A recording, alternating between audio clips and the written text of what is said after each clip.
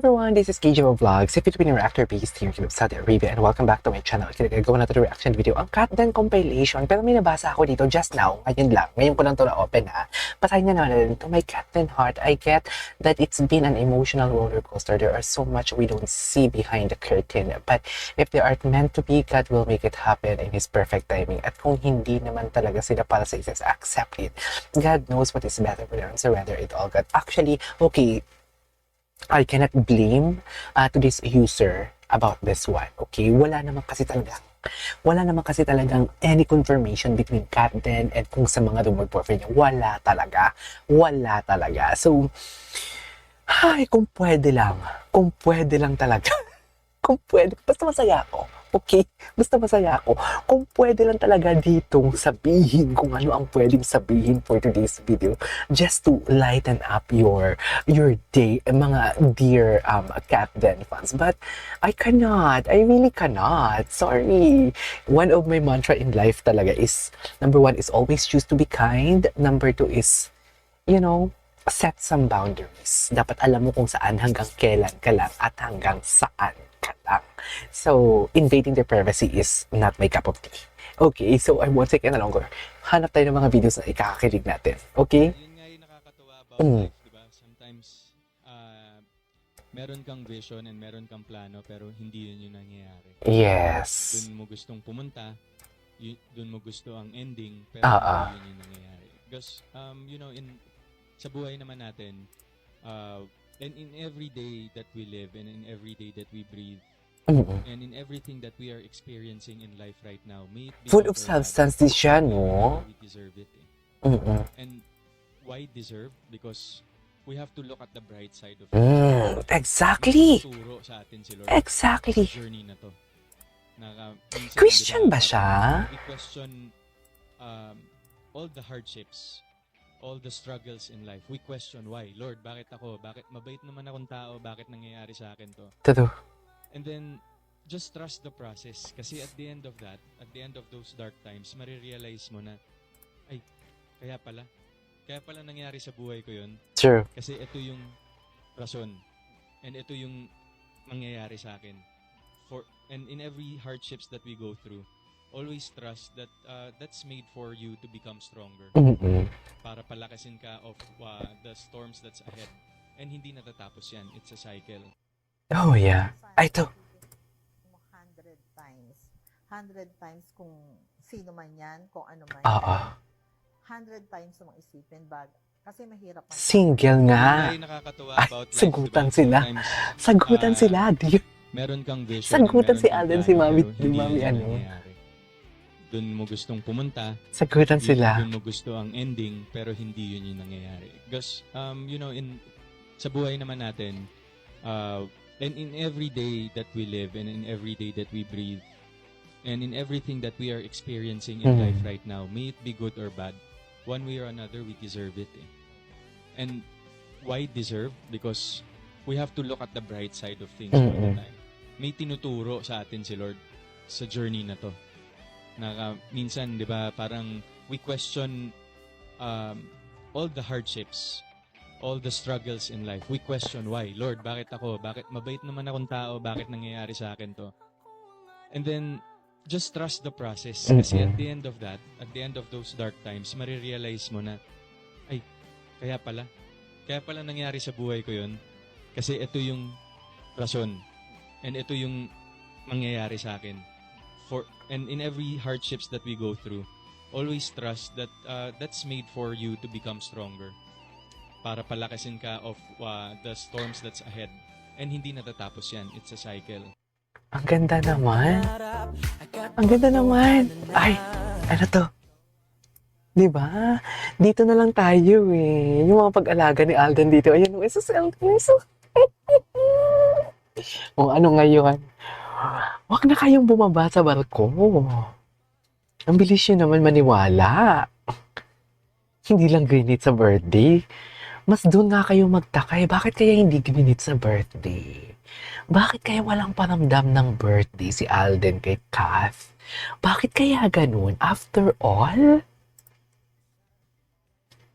Hindi pwede madula si Akla for today's video, Charis. At kahapon parang muntikan na. Hindi pwede madula si Akla for today's video. Oh. Kitabi na mali ako. Hindi mo naman si Alden tsaka si Kat. Alam mo, sasabihin ko lang ha. Kung wala talagang chance or kung hindi talaga gusto ni Kat si Alden, unang-una, ano na una? Di ba una birthday ni Kat kesa sa Hello Love Again na taping? Dapat hindi na in-invite dito ni Kat si Alden. Charis.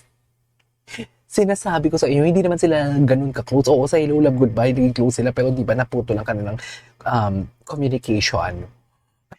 Ayoko talaga magsalita for today's video kasi baka maano tayo, ma-award. Bahala kayo dyan. Diba? Doon na lang tayo. Bow down to the queen, the Asian superstar, Catherine Bernardo, of course. Diba?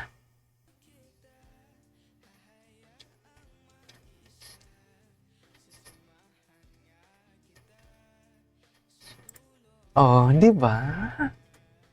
Do you still love me? I love it. Tinaas ang jumper.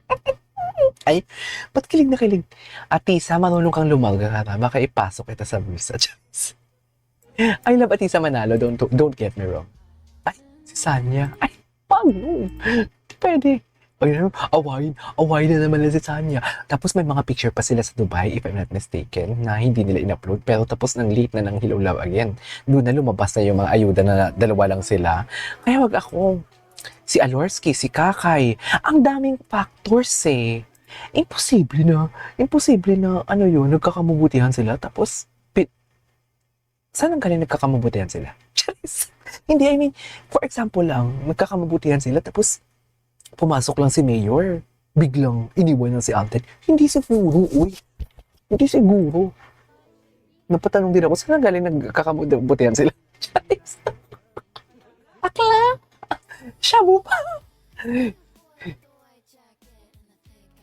Kat Din. Bakit Kat Din? Nadine and Kat. Nadine and Kat. Ay, sino naman to? Ay, ang ganda ni Kat talaga. Oh, di ba? Ay, hello. Ay, hello. Basta masaya ako. Habang ang mga tao nagkakagulo, masaya ako. Charis. Ayoko na, napapagod na ako mag-entertain ng mga basher. Tamad na ako mag-explain sa kanila and everything. Kung may alam sila, go. Kasi for sure, alam nila fake news. Go. Hayaan mo sila. Basta masaya ako. Diba? You want a beach wedding? Ay. Oh my God, yes! Yes. Dream Ay, ko yan. ngayon ko lang ito Hindi pa nakita. rin sa church, pero since mahilig ako sa dagat, I think very important or malaking bagay sa akin na merong ano ba yan? Ay, Nandun ako sa intimate or Philippines. buong barangay invited? Ay. Gusto ko intimate ang mga 30 lang. Mga 30 lang, super sumobra wala na. So yung Si Erich. kanya-kanya na lang or doon na lang kayo sa bar ko matulog. Pero Grabe. gusto ko intimate. Kasi feeling ko lahat, parang buong buhay mo, diba? Na ano mo na. Oo. Alam na ng tao. Yes. Oo, gusto mo private. Ay, May kinalaman sa relationship Mm. mo, di ba? yes. Next, Are Ngayon you ko lang ito ready to nakita. settle down? Yes or no? Ay, as in now, settle down now. As in Oo. ngayon, oo. You're 23 now. yeah. Do you remember dun sa wedding ni Kimi, tinanong kita when you want to get married? Sabi ko, Sabi mo 26. Ito pa ba yun? Unang get married at 26. 26. maybe engaged at 26, 27 kasi. Ganun. Oh. So before 30. Paurong na paurong ah. Pero Charis. kung question mo now, parang no pa. Kasi, Like right now, pero 3 or 4 years from now, parang ready ka na ba na? tingin mo. Siguro. Pwede Kasi na. ako yung too late din eh. How many Oh. kids do you want? I want mga 3 siguro. 3. Boy, girl. Una boy. Una Ano boy. yun? Tapos girl, and then girl. Or boy. And, Boy, maganda boy. yeah. Yung wala dun na yung ano Mm-mm. Yeah. But syempre, in life, hindi natin malalaman. Oh. Truths. So just go with the flow. But I love Truly. meron kang- I love Erich yung din, no? Wala ako masyadong late. Bakit pa papatagalin? Totoo. Okay, next. Anong klaseng wedding ang gusto mo? Ay, ano to? Dito ba always say, Sa abroad. ay, o- ito. I would like the wedding ko to be an intimate and private one. Ay, Opo, tara. hindi ko po siya yung ipapublicize. Same wavelength. I love that. Ganon. Opo, parang very, kumbaga, ang pinakamaganda po kasi parang kagaya po ng wedding ni Mikael Daes and Magugulat na lang. Lahat na. Pero ang Trots. beses yun kinasal, di ba? So, Trots. parang na-married na pala sila. So parang ganun lang po kasi the only two the people that's important in that event is of course my wife and myself. So gusto ko pong maging intimate yung moment na yun siguro. Oh, okay. Anyways, there you go, guys. That's our for today's video. Our Cat Den compilation. This is KJ for Vlogs, and see you in my next vlog. Bye!